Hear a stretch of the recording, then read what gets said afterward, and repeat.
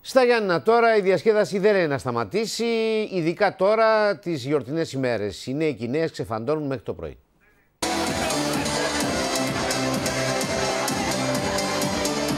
Για πάμε δυνατά. Πάει και αυτός ο χρόνος και στα Γιάννενα, έτσι όπως το βλέπω, σαν να τον έχετε αλλάξει ήδη. Πολύ ωραία, πολύ ωραία. Τέλεια, τέλεια. Γιάννενα.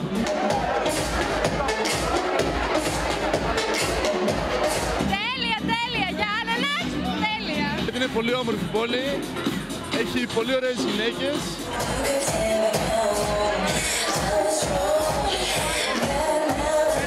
Περνάμε τέλεια εδώ με την παρέα, μια χαρά όλα κομπλέ. Πολύ καλά, δόξα τω Θεώ.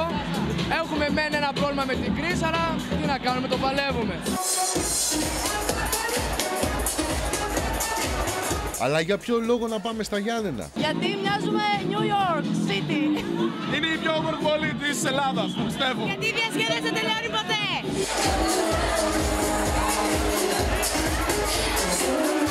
Τη Λίμνη και τη διασκέδαση στην νυχτερινή ζωή. Γιατί απλά είναι πολύ ωραία, έχει τα πάντα, ό,τι χρειαστείτε εδώ.